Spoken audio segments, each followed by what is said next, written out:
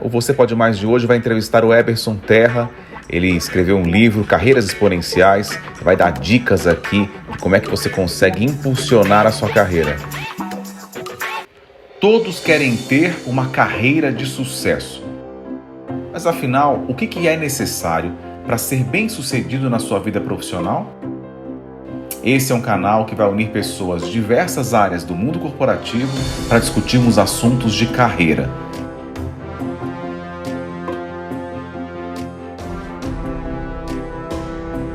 Então, é que você falou assim, isso faz toda a diferença. Nós temos certeza de que você pode mais. Obrigado pelo convite. Vamos lá, meu nome é Eberson Terra, eu sou natural de Campo Grande, Mato Grosso do Sul. Eu fiz minha primeira faculdade lá, ainda na Universidade Federal do Mato Grosso do Sul, e eu sou formado na área de tecnologia, sou analista de sistemas, essa é a minha primeira formação. E eu comecei, então, a minha vida profissional atuando como analista de sistemas, mas logo eu comecei a enveredar para a área de operações e administração. Então, toda a minha carreira foi baseada na área de operações. Claro, esse background de tecnologia ajuda muito a gente quando a gente está falando sobre operações, sobre administração de grandes times, que foi o exemplo que eu tive a oportunidade de gerenciar e de liderar mais de 2.500 pessoas no Brasil inteiro, até que eu encerrei a minha carreira como executivo dentro de uma grande empresa de educação, uma SA, né, uma das 4 empresas listadas em bolsa na área de educação aí no Brasil, para investir em outros temas. Por exemplo, ser consultor de empresas, que hoje é a minha principal função. Como é que foi a ideia de fazer esse livro, de escrever? Então, assim, como eu não sabia exatamente o que eu ia fazer no período sabático, então eu estava no momento de transição de carreira, mas eu não sabia exatamente qual seria o meu próximo passo profissional. Eu comecei a escrever no LinkedIn artigos para pessoas que estavam passando por situações parecidas com a minha. Não só de transição de carreira, mas também sobre liderança, sobre como gerenciar grandes equipes. E no final de 2018, eu já estava no período sabático há 1 ano, eu fui agraciado pelo LinkedIn como LinkedIn Top Voice. E como eu escrevia muito artigo, então tem muito conteúdo com bastante profundidade no LinkedIn referente a esses temas, carreira, gestão de carreira, planejamento de carreira, liderança, eu recebi o convite da Altabooks, que é uma grande editora que fica no Rio de Janeiro, para escrever sobre o tema gestão de carreiras. Que eu achei interessante, você comentou sobre começar a escrever coisas no LinkedIn e tal, e é uma das dicas que você dá no teu livro, né? Que muitas vezes as pessoas se estagnam dentro das suas profissões, nas suas carreiras, porque tem receio de escrever sobre o que fazem, tem receio de colocar a cara numa rede social. Você me acompanha nas redes aí, principalmente no LinkedIn, você sabe que eu bato muito na questão da liderança tóxica. E para mim, as pessoas, os profissionais que sentem esse medo, é principalmente pelo medo do que a repercussão do que ele postar nas redes sociais vai acontecer dentro da empresa dele. Então, um líder pode não gostar de um comentário. Eu já tive experiências exatamente como essa, assim, de ser questionado por que eu escrevi um post falando sobre liderança tóxica. Você acredita que dentro da nossa empresa exista lideranças tóxicas?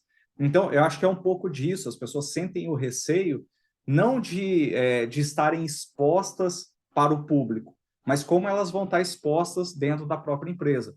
Então, só que se você não faz essa exposição nas redes sociais, ou se você não participa de eventos sobre a sua profissão, você não fica, as outras empresas não se identificam com você, porque você não emite a sua opinião, logo você não é uma pessoa que pode ser escolhida em um possível processo seletivo. Uma pessoa pensada, quer dizer, surgiu uma oportunidade, putz, eu vou atrás do Fabrício, vou atrás do Eberson, porque eu nem sei o que ele faz, ele não aparece. Você fala sobre 6 pilares de conhecimento, né? A primeira vertente, que é uma vertente bem interessante, que é a vertente da renovação do conhecimento. O que que quer dizer isso? Assim, o mundo está mudando, a gente até fez um post há pouco tempo falando sobre isso.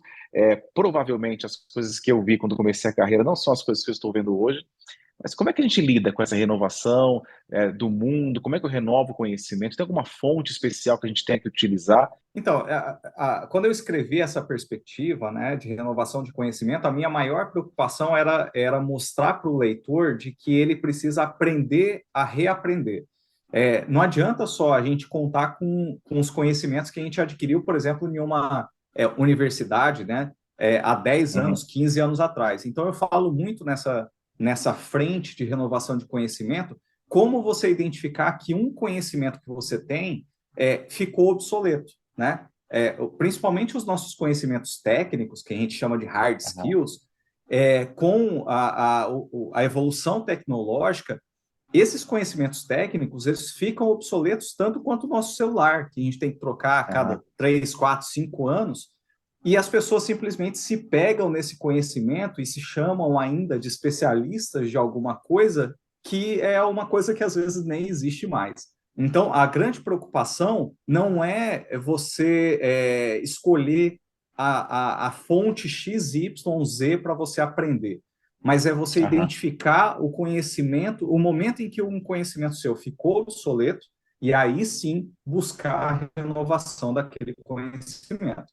Então, assim, eu dou até exemplos no livro de várias fontes para você renovar esse conhecimento técnico.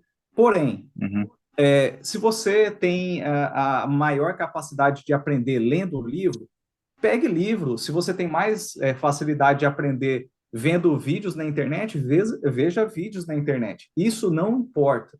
A forma que você aprende é individual. Então, busque a melhor fonte para você, que caiba mais com o seu perfil. Mas, principalmente, saiba qual conhecimento você precisa renovar. Ser desejado pelo mercado de trabalho tem muito a ver com com seus conhecimentos estarem adequados àquele momento do mundo, né? Porque o Uhum. mundo vai mudar. Então, o melhor momento de se fazer networking é quando você não precisa do networking. Você criar essas conexões de uma maneira que a gente chama de networking ganha-ganha, ou seja, que as duas partes têm o interesse mútuo de se ajudar. E quando você está numa posição tranquila, e eu acho que é o grande erro de muitos profissionais que se veem fora do mercado, por exemplo, passam por um processo de demissão em massa, né? Que Aham. inclusive tá tendo muito, né? O chamado layoff. Mudou de nome É, agora, né? A demissão em massa, o corte virou layoff. layoff, exato. Que é você querer se utilizar de uma rede de contatos só quando você está nesse momento de precisar. E você nunca esteve à disposição quando alguém dessa rede de contatos estava precisando. Então, a Uhum. importância de você criar um método de networking, né? Que seja perene, né? Você consiga conversar com os seus colegas de profissão, mesmo que estejam Uhum. em outras empresas, é importante por causa disso. Às vezes alguém fica desempregado e você tem a oportunidade. Quem sabe nesse Uhum. momento que você está ajudando, lá na frente você também vai ser ajudado. Quer dizer, é uma via de mão dupla, não? Quer dizer, eu tenho que estar sempre em contato com aquela pessoa, porque eu posso, inclusive, ajudá-la com informações, ou posso pedir ajuda no momento ou pedir algum conselho no momento em que eu não preciso exatamente de um novo emprego, mas isso vai gerando Sim, uma relação, vai fortalecendo aquela relação, né? Acho que isso é um pouco do fortalecimento mesmo dessas redes, né?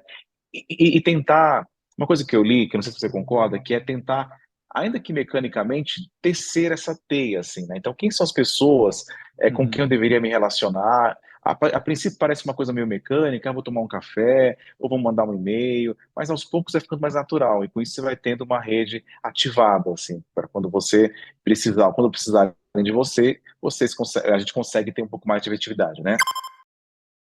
Tudo bem, eu sei ser exato. agressivo, eu sei ser conciliador, eu sei ser empático, e às vezes a gente tem que decidir qual é a melhor estratégia para aquele momento, né? Você pode Uhum. estar numa situação difícil de entregar um projeto, como era o caso aí que eu cito no livro, e a pessoa tinha uma outra prioridade que também era importante para a empresa. Elas Aham, não eram concorrentes, elas eram, na aham. verdade, combinadas, a empresa também iria ganhar. Só que Só eu não não era para consegui você. ver, só não era para mim. Então, eu não consegui enxergar que essa demanda mais Aham, prioritária para ela também, no todo, fazia muita diferença para a empresa. E o que eu aham. fiz? Escalei, bati duro, né? Bateu de Pedi, frente. insisti, bati de frente. Então, esse erro de você não ter empatia, olhar pelo outro lado, essas outras prioridades, faz você ficar sozinho dentro da empresa. Então, é super importante você não só ter um repertório grande de habilidades, mas saber sacar a ideal naquele momento. Saber ter convicção de que o mundo muda. O mundo muda, assim, as coisas que estão hoje não vão ser as mesmas coisas de amanhã. Agora, todo mundo falando em chat GPT, né, que é lá o chat com inteligência artificial, coisa que há poucos meses atrás não era comentado. É, Uhum. e a nossa reação com relação à mudança. Principalmente nesse processo de adaptação, eu gosto muito de um conceito que eu coloquei no livro, que é o conceito de curva U. E isso é utilizado, na verdade, para expatriados, né? Pessoas que saíram do seu país e estão Aham, vivendo em uma nova cultura. Essa curva U, ela traz alguns momentos, algumas fases de adaptação em que a gente, na verdade, nesse novo mundo, né, como tudo muda com bastante velocidade, a gente deveria fazer com que esse U fosse o mais estreito possível, achatado. Uhum, achatado possível. Então, quais seriam essas fases? A primeira fase, isso cabe também quando a gente está entrando em uma empresa nova, quando a gente está uhum, entrando em um desafio novo, quando a gente está mudando de área, quando a gente ganha um cargo novo, com mais responsabilidade. A primeira fase é você ter um momento de lua de mel, que tudo é bonito, tudo é novo, tudo. Ó, que legal o chat GPT, aham, tem 1 milhão de oportunidades nesse negócio. E aí, conforme as coisas andam, você começa a perceber que você é uma peça fora dessa engrenagem nova. E aí você cai em um declínio e que você começa a ter, por exemplo, momentos de depressão, de negação, de depressão, em que você começa a pensar, puta, será que eu fiz a melhor escolha? Porque o que eu estou fazendo aqui? As pessoas me aham. odeiam e etc. E depois você começa aí sim a respirar e começa a se adaptar a esse meio. Por quê? Porque você começa a entender como as relações acontecem, e aí Aham. até que chega no momento de conforto, que é o que a gente chama de domínio. O conforto pô, eu já estou dominando esse novo ambiente que antes para mim era completamente novo. E que lá Uhum. atrás, em algum momento, eu tive medo desse ambiente novo. Então, o que a gente precisa fazer é tentar achatar para que esse momento de depressão, né, de Mais medo, rápido. ele seja o mais rápido possível e que você consiga Aham. se adaptar o mais rápido possível. Vale para muita coisa, né? Por exemplo, eu vejo Para muito em tudo. grandes projetos, assim, um projeto novo vai implantar um sistema novo na empresa. E aí a gente passa por esses momentos. Primeiro, é muito legal, o projeto no kickoff e tal. Na primeira semana, com os primeiros problemas, não sei se é legal, acho que não vai dar certo, né? E aos poucos a gente vai passando por essas fases até chegar à fase da adaptação, da adoção, né? A gente começa a virar um expert. Mas é legal Exato. ter consciência de que existe essa curva até para a gente poder Uhum. ser mais consciente, para poder passar por essa curva mais rapidamente, que é o que você está dizendo, né? O Eberson, e sobre o ambiente, assim, tem alguma dica para quem é gestor ou dono de empresa sobre o ambiente de trabalho que propicie essa abertura à mudança, essa, essa flexibilidade? Tem alguma dica? As grandes empresas foram acostumadas com o que a gente chama de comando e controle. Eu mando, Uhum, você faz, depois eu checo se está certo. Ok? Esse é o método hierárquico, né, que a gente chama piramidal dentro das empresas, e que a gente percebe hoje que o uhum, melhor ambiente de trabalho é o ambiente que dá. Primeiro você tem um ganho de confiança, né? Então é um momento de uhum, confiança entre líder e liderado. Essa confiança gera a liberdade, a autonomia, ou seja, o líder concede a autonomia para o liderado e esse liderado ganha maturidade. Então, é como se fosse um círculo, né? Em que você Uhum. tem, quanto mais maturidade do liderado, maior a confiança, maior a autonomia. Você fala sobre essa questão da potência de crescimento e uma estratégia que tem que ser tomada antes de você, primeiro, decidir que você realmente quer crescer, se é aquele momento de fato, e quais são os prós e contras e planos que têm que ser colocados quando a gente fala em crescimento. Nessa frente, eu comento muito sobre a oportunidade de você não ser absorvido por essa crença que a sociedade impõe de que você só cresce se você mudar de um cargo inferior para um cargo superior, né? Primeiro que isso a gente precisa, Uhum. esse processo de crescimento de carreira em forma de escadinha, nas novas empresas não existe mais escadinha, porque não existe essa hierarquização de cargos, por exemplo, de assistente para analista, para coordenador, para gerente, para diretor, etc. Uhum. Muitas empresas nem têm mais essas nomenclaturas de cargo e nem esse modelo hierárquico. Bom, pensando dessa forma, quando você olha para a sua própria carreira, potência de crescimento você tomar as rédeas. Vamos imaginar que você é o condutor de um carro e esse carro é a sua carreira. Todo carro tem 2 pedais, no mínimo, né? Porque você tem embreagem também, mas você tem o pedal de acelerar e você tem o pedal de frear. E qual o problema que você, em algum momento, você tira o pé do acelerador e pisa no freio? Não existe problema algum de fazer isso. Você deve alguma coisa para a sociedade de falar assim, pô, eu não quero crescer nesse momento. Talvez você queira crescer em uma outra área da sua vida, por exemplo, da sua vida pessoal, e que você prefira ter mais equilíbrio entre horas dedicadas à sua família do que horas do seu trabalho que permitiria talvez que você crescesse mais dentro daquela empresa, mas você tem outras prioridades. Então, o que a gente vê muito no mundo corporativo pô, o cara está há 10 anos como gerente, ele está estagnado. Não, né? É isso, e pode ser que ele seja tão talentoso a ponto de se reciclar e continuar sendo útil naquela profissão há 10 anos.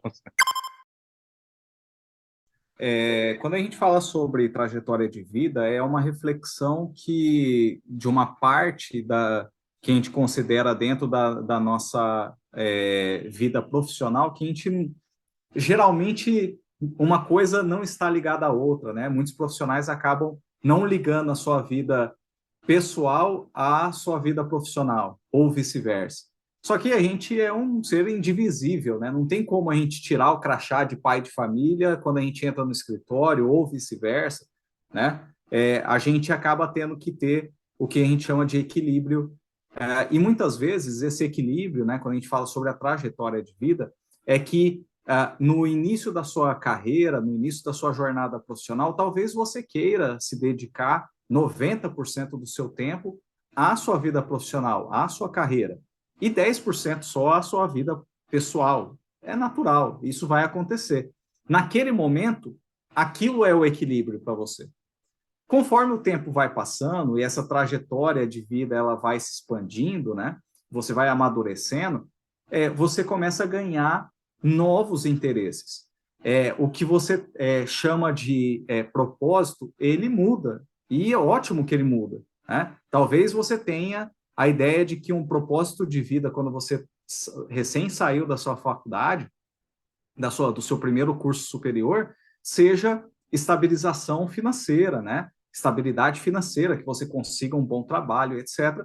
Pode ser que daqui 30 anos seja ter tempo para você cuidar dos seus filhos, você ver seus filhos crescerem e você queira dedicar mais tempo à sua vida pessoal do que à vida profissional. Então, existe uma inversão e essa inversão continua sendo uma vida equilibrada para você.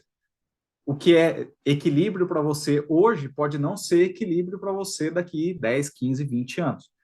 É o que eu chamo de MVP, que é um trocadilho com o que a gente vê, né, de mínimo produto viável e etc., que as startups criam para testar se um produto é viável ou não, que é o meu MVP chama mínimo de vida plausível.